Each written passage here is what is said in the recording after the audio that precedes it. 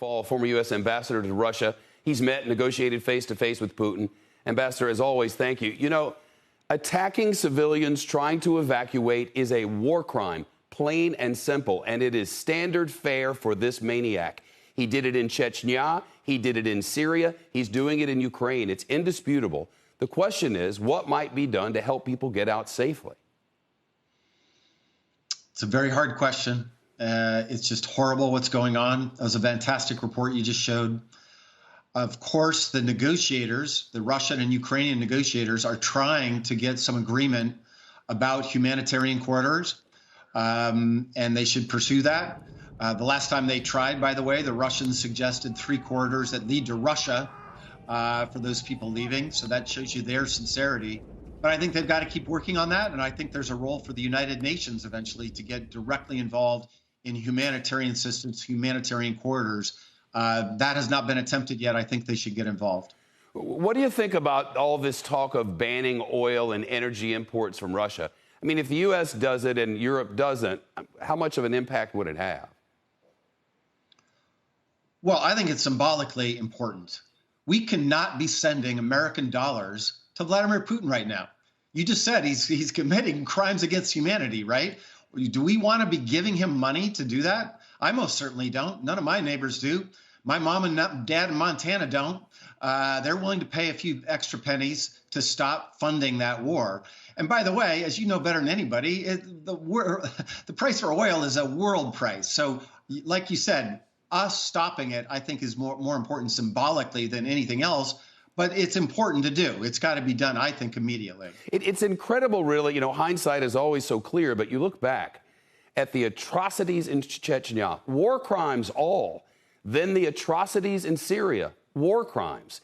And now we are watching war crimes happen before our eyes. It's not as if every Ukrainian is lying or that the video we're showing is somehow falsified. It's all true. We know because our people are there witnessing it. And yet, what can we do? It seems we can't do anything. We didn't after Chechnya. We didn't after Syria. We're not now.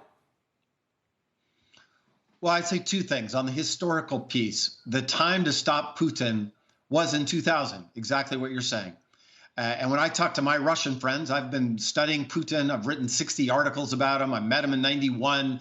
Even well before the government service, I've been watching and writing about him and his regime. They all say in retrospect, when they had the power back in 2000, when he was a complete nobody picked by Yeltsin to be president, they should have been more proactive in stopping his anti-democratic things. That's when they had the power to do it, and they didn't do it. And we didn't help them either, by the way. That was the moment of truth that we missed. But today, that's for the historians to argue over. Today, there are 2 things that need to happen. It's just really clear-cut for me. More weapons and more sanctions. More weapons so that the Ukrainians can fight them on the ground, and sanctions to ratchet up to put more pressure on the economy. I applaud what the Biden administration has done with their allies, and I want them to do more weapons and more sanctions. We tend somehow not to, we hear them, but we don't pay any attention.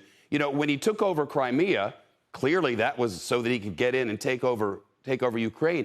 It's not like what he wants is Ukraine. He wants to restore the Russian supremacy over the region. If you get rid of Ukraine, then there's no buffer to NATO nations. Why wouldn't we believe him when he says he wants to do that? Without that buffer, then what for NATO nations? Is this a fait accompli? I mean, if he takes over Ukraine, what's to stop him from going into a NATO nation, except another promise from a nation that says you can't commit war crimes, but then lets him commit war crimes? It's a great, hard question. I don't have a clear answer. But I would say 2 things.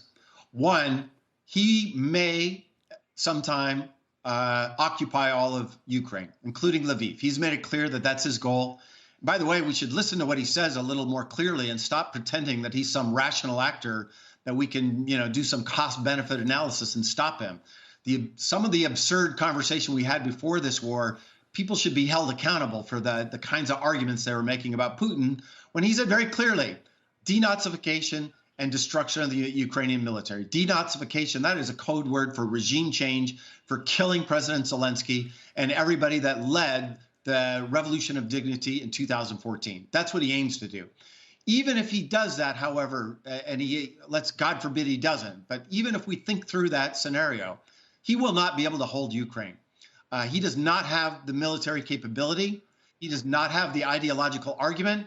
And someday he will fail in Ukraine. This will be his Afghanistan, just like it was for Brezhnev. He ended in Afghanistan. This will be the end of the Putin regime. I just don't know when that end begins to start.